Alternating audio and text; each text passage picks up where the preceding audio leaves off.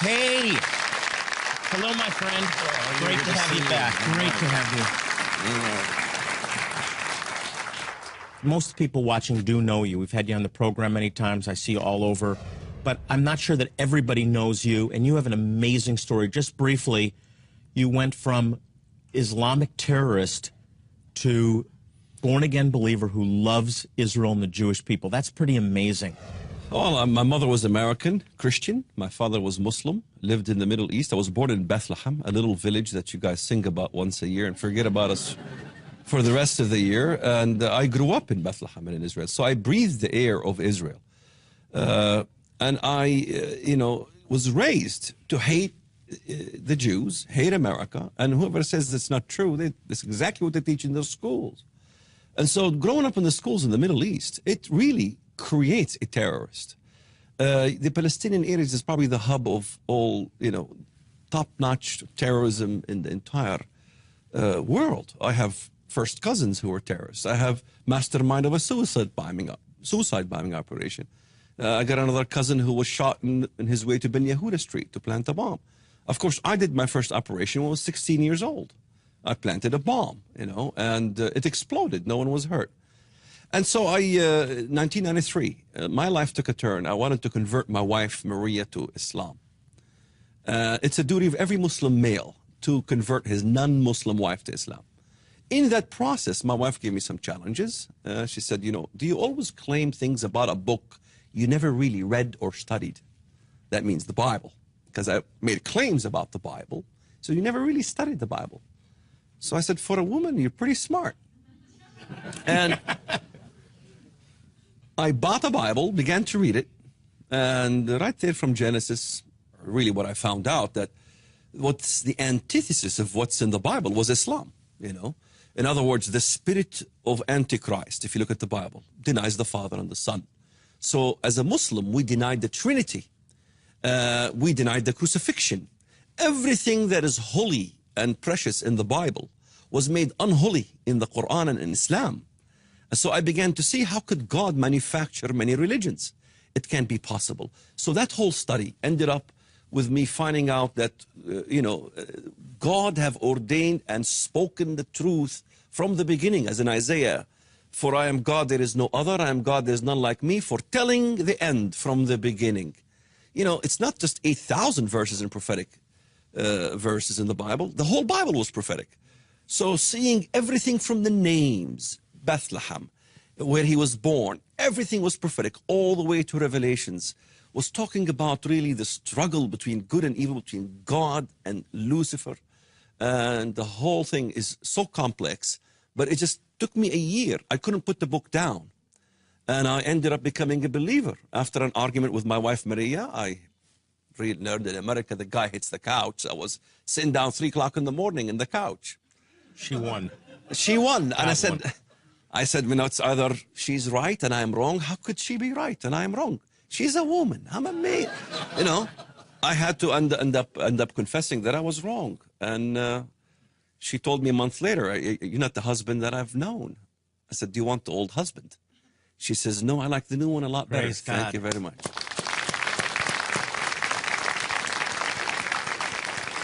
The Arab Spring, what they're calling the Arab Spring, Mubarak being overthrown, a success for those that desire true democracy in the world. That's not really the case, is it? Absolutely not. We've seen Egypt. Egypt is gone. Libya is gone. Tunisia is gone. I mean, I know of Tunisia's Nahda movement from the years I was in Chicago. I mean, there was Rashad al-Ghanouchi, he was a Muslim Brotherhood. Everybody knows that. Egypt. We've seen Egypt. I mean, they were not showing on the news what really was going on in Egypt. Tell us what really was going on, how this all was orchestrated. I mean, you had a secular so-called movement. And then on Friday prayer, the Muslim Brotherhood began their movement. And it was during that Friday after the prayer when you had the real revolution. We're talking about a radical Islamic group that was banned from Egypt in 1922 and was responsible for assassinating Sadat because of his Absolutely. plans for peace treaty with Israel. It's banned all over the Middle East. It was banned all over, except America. It's not banned. It's banned throughout the Middle East. In fact, Sheikh Qaradawi, the spear leader of the spirit, the head and the brain of the Muslim Brotherhood is really Sheikh Yusuf al-Qaradawi. He took the stage on Victory Day in Tahrir Square. And how many Americans watched what happened in Egypt? Nobody. Nobody showed 2 million Egyptians in Tahrir Square crying out, Al-Quds Rahin Shuhada bil Malayin. English, to Jerusalem we march, martyrs by the millions. To Jerusalem we march. That's from the Bible, by the way, Zechariah. Jerusalem will be, what? A trembling cup to all who? Surrounding nations. And so you had Wa'il Ghunaim. Wa'il Ghunaim was the Twitter boy. Everybody was talking about on Fox and CNN and how this is a secular revolution in Egypt. What happened on Victory Day? He was thrown out of the stage. Who took the stage and spoke on Victory Day in Egypt? It was none other than the spearhead of the Muslim Brotherhood, Sheikh Yusuf al-Qaradawi. So you were talking to me at lunch, and I forgot the word in Arabic, but this idea, the strategy, the Maruna. Maruna. The Yes. end is the same, the dominance of Sharia law throughout the world, but the strategy is different. Talk about this. I mean, the question people need to ask themselves, what happened? Has Al-Qaeda, has the Muslim Brotherhood, has the leopard shed its spots all of a sudden? All of a sudden, they're all peaceful. What's going on? What's going on was a plan from 1989, December, in fact, in the U.S., in which the spirit leader of the Muslim Brotherhood, Sheikh Yusuf al-Qaradawi, met with other Muslim Brotherhood in the United States of America, and they decided to begin a movement and a teaching and a new doctrine called Muruna, which means how to be flexible, flexibility in Islam. In fact, I'll read a quote of what Muruna is. Many Americans heard of taqiyya wal-kitman, how to defend the faith, how to cover the faith, how to smile in the face of your enemy while you harbor inner animosity towards them. In other words, put a different face. And this is a terrorist ploy. Absolutely. Blend And Muruna is part of Islam. And so Qaradawi says, he gives it names, doctrine of balance. This is what doctrine of balance within Muruna states. Look what he says. To balance between good and evil. In other words, Muslims need to do evil. How can they do evil and be forgiven? For evil is a sin. To balance between good and evil, and if they conflict with each other, we make priority as to when we put ahead evil for the sake of good. In other words, you can do evil things, but it's for the sake of good. The way the U.S. looks at things, as they look at the lesser of the two evils, at this moment, they're thinking, okay, what's happened in the Middle East? Tunisia has become a Sharia institution now. It's going to become all Islamized. Libya, Muammar Gaddafi is no more. Things I've said in your program that will happen years ago and already happened. Egypt is turning to Islamic. But the West is thinking, well, which one do we prefer? Iran's fiery brand of Islam or a moderate Islamic government in the Middle East? Turkey being so-called moderate, but they're not moderate at all. All what happened was that the Islamists learned from the experiment of Al-Qaeda. Osama bin Laden is no more. They learned from the experiment of Iran. You see, cyber rattling, nuclear. They said, we need to gain the West first. This is Muruna. You have to be stealth to gain the power, to topple all the governments throughout the Middle East. Then we can proclaim a caliphate. The proclamation of an Islamic caliphate is part of the system. Israel is in great danger. But I'm not worried about Israel. Yes, it's in a great danger. But we keep forgetting about the most important element in the Bible, God. God is in the side of Israel. Iran will gain its nuclear, no question. In fact, I've won this Wait, say that again, because that's a big statement. Iran you believe that Iran is going to succeed Absolutely. in developing nuclear weapons and then do what? Launch them against Israel? They could launch them against Israel, but remember, the Israelis have the Arrow missile. It could meet any missile coming from Iran midway over on top of Saudi Arabia. And if you look at the Bible, remember, the harlot is destroyed by two entities, by the people of the hand of my people Israel, And then you have in Isaiah 21, arise, O Elam, to destroy what? Arabia. Elam is Iran. Persia will destroy Arabia. I believe Arabia is the harlot of Babylon. If you look at the Bible, when you read Babylon in the Bible, all the names of the cities, entities, regions within those Babylon in the Bible, you will never find any ancient name of any Babylonian city. There is no mention of Kalna, Sumer, Akkad, Babel, Erech. Every single vicinity is in Arabia. The burden against Dumma is in Arabia. The burden against the Didan, Qidar, those are all in Arabia. It's born from Babylon. That's why it's called the daughter of Babylon. We need to focus on Saudi Arabia because it is mentioned heavily in the Bible. Okay, so now we're shifting into Bible prophecy, and I think that the mainstream view for many, many years has been a revived Roman Empire, yes, 10-nation confederacy, revived Roman Empire that eventually the Antichrist emerges from. Now, you see something very, very different in Scripture. Jewish people, when you go to synagogues, have to be amazed to hear a former terrorist that now actually is saying publicly, Israel has a right, the Jewish people have a right to this land, according to the Word of God. Absolutely. I ended up speaking to more Jews than Paul, literally. And I'm warning them what's going to happen. I mean, I'm warning them. I mean, I have been telling them for years what's going to happen. I remember the days when I said, Turkey will arise as an enemy of the state of Israel. They were laughing at me. So at that time, Turkey was a very good Turkey was a good friend of Israel. Buying lots of water and Absolutely. lots of trade. It's changed. Absolutely, but I read the Bible. I know where that is. And now they're asking, how did you know? I said, I stole the material from your grandfathers.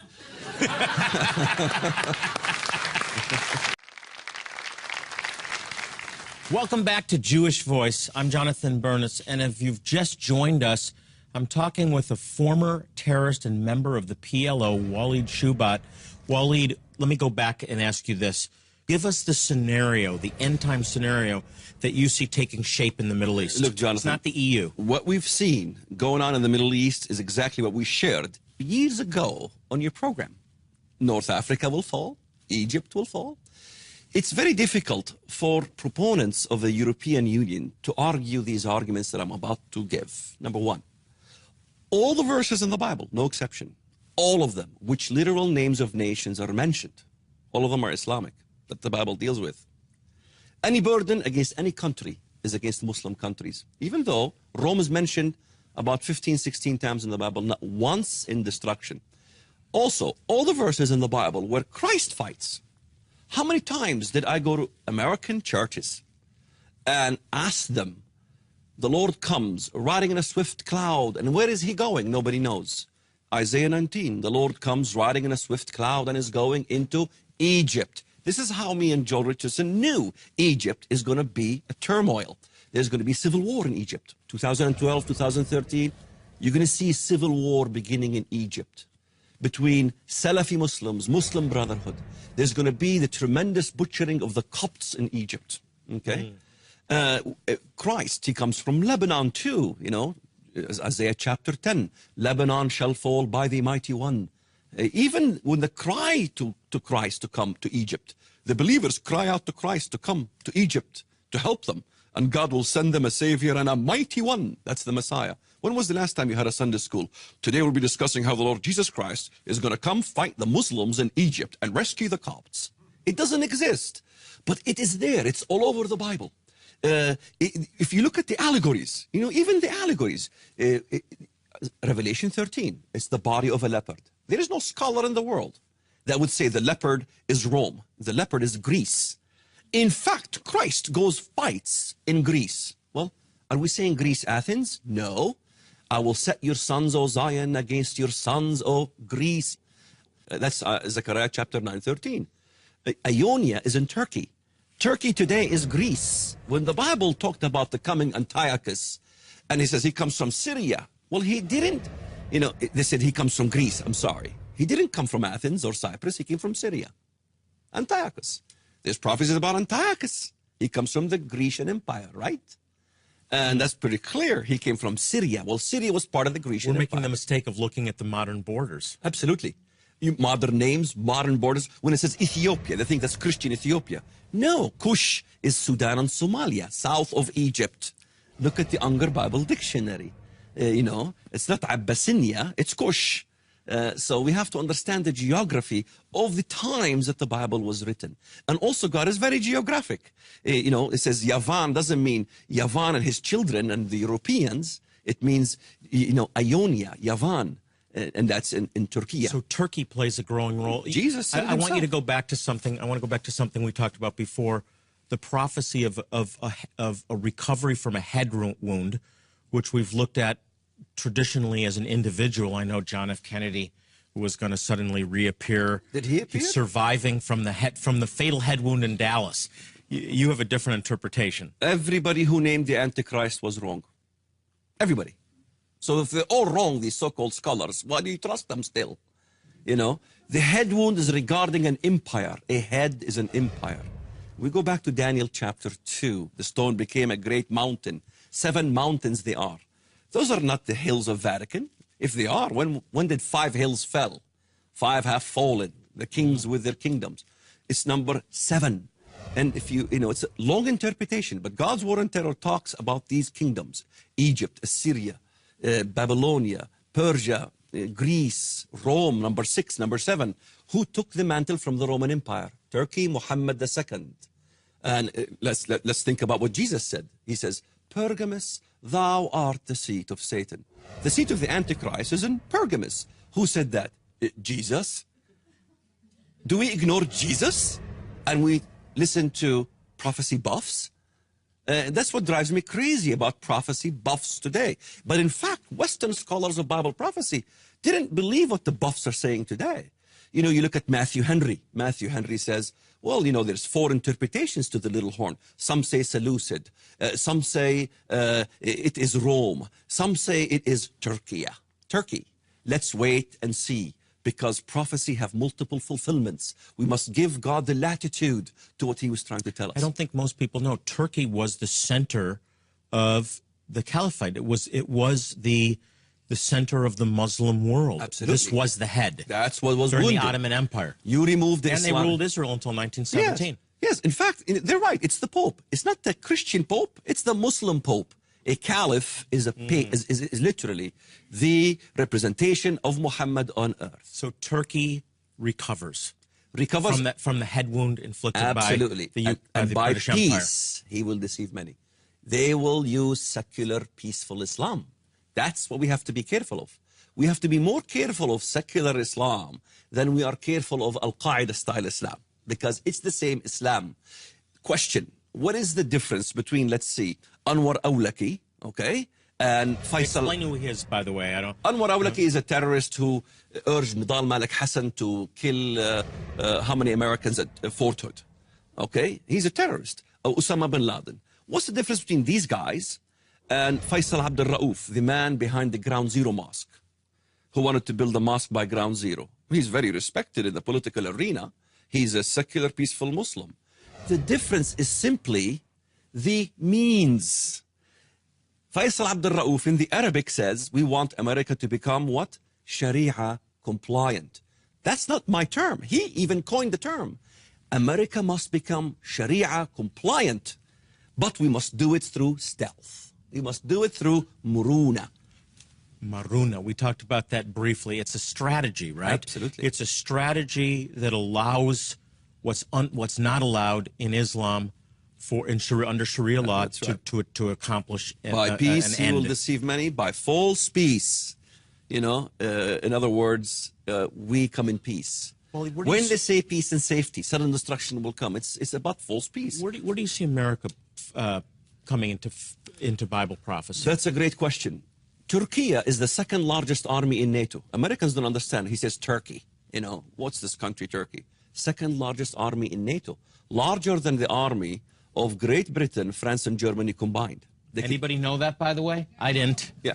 Obama is giving Turkey 100 F-35s, courtesy of President Obama, which will make your air superiority in the region very weak.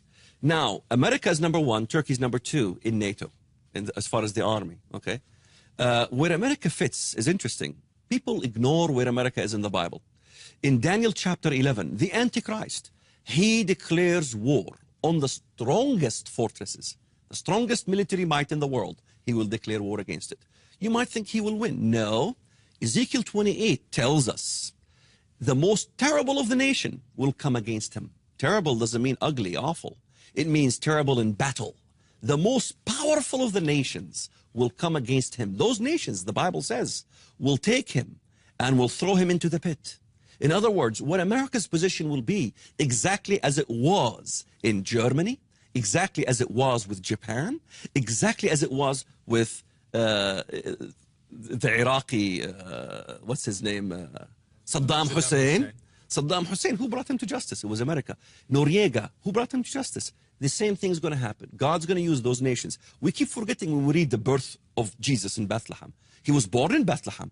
But what happens afterwards? Continue in the text, Micah 5. Then we will raise against him, who? The Assyrian, the Antichrist, who comes against Israel, 7 shepherds, 7 allies versus 7 enemy. Remember, 10 horns, 3 are plucked from the beast.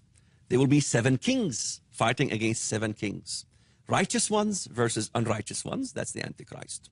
So that's the bottom line. It's an alliance of nations that will fight with Israel, that God will finally bring and will restore from the nations. So you see the U.S. remaining strong militarily? Absolutely. Scripturally? Absolutely. Talk about Iran in all this. Iran plays a role in all this. You said earlier that you believe that Iran will succeed in developing nuclear weapons. Absolutely.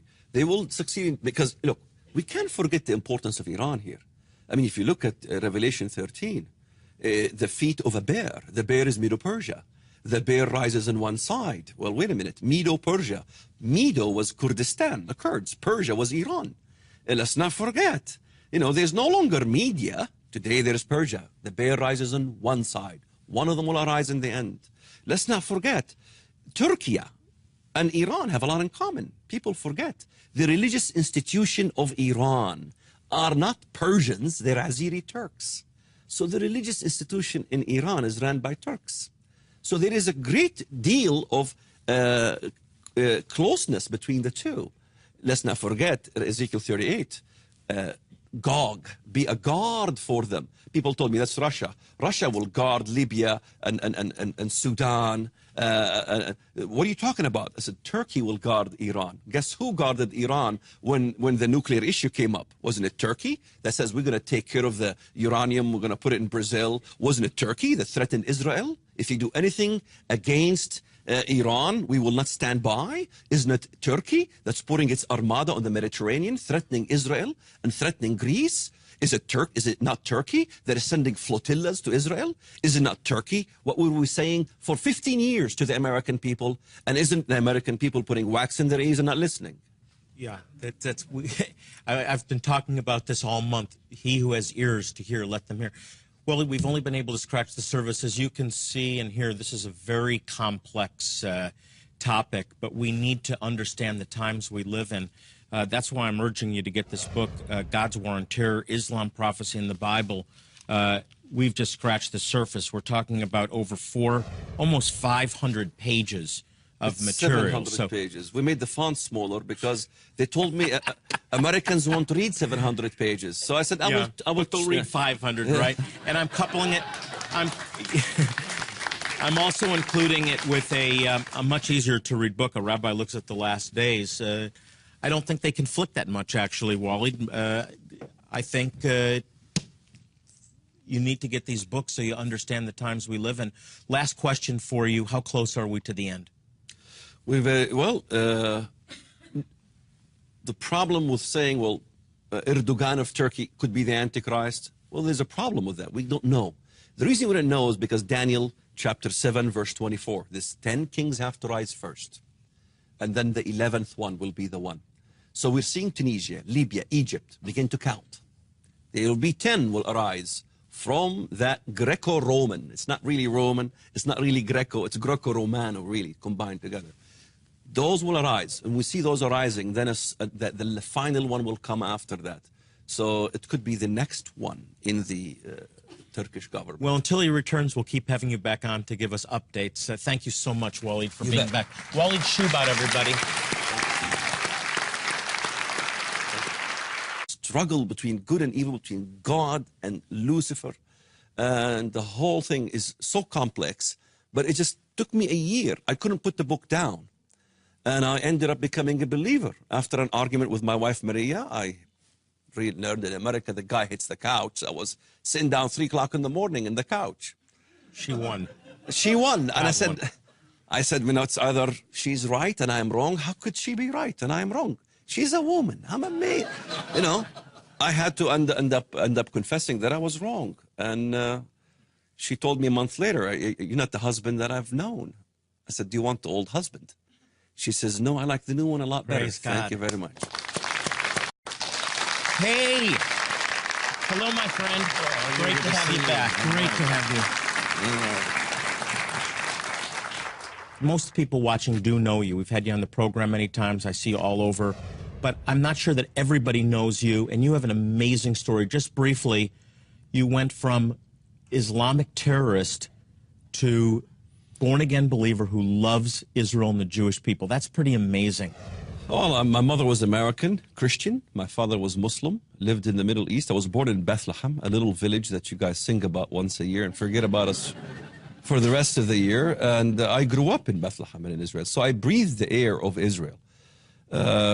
And I, you know, was raised to hate the Jews, hate America. And whoever says that's not true, that's exactly what they teach in those schools. And so growing up in the schools in the Middle East, it really creates a terrorist. The Palestinian areas is probably the hub of all, you know, top-notch terrorism in the entire world. I have first cousins who are terrorists. I have mastermind of a suicide bombing operation. I got another cousin who was shot in his way to Ben Yehuda Street to plant a bomb. Of course, I did my first operation when I was 16 years old. I planted a bomb, you know, and it exploded. No one was hurt. And so 1993, my life took a turn. I wanted to convert my wife, Maria, to Islam. It's a duty of every Muslim male to convert his non-Muslim wife to Islam. In that process, my wife gave me some challenges. She said, you know, do you always claim things about a book you never really read or studied? That means the Bible, because I made claims about the Bible, so you never really studied the Bible. So I said, for a woman, you're pretty smart. And I bought a Bible, began to read it, and right there from Genesis, really what I found out, that what's the antithesis of what's in the Bible was Islam, you know. In other words, the spirit of Antichrist, if you look at the Bible, denies the Father and the Son. So as a Muslim, we denied the Trinity. We denied the crucifixion. Everything that is holy and precious in the Bible was made unholy in the Quran and in Islam. So I began to see, how could God manufacture many religions? It can't be possible. So that whole study ended up with me finding out that, you know, God have ordained and spoken the truth from the beginning, as in Isaiah, for I am God, there is no other, I am God, there is none like me, foretelling the end from the beginning. You know, it's not just 8,000 verses in prophetic verses in the Bible. The whole Bible was prophetic. So seeing everything from the names, Bethlehem, where he was born, everything was prophetic, all the way to Revelations, was talking about really the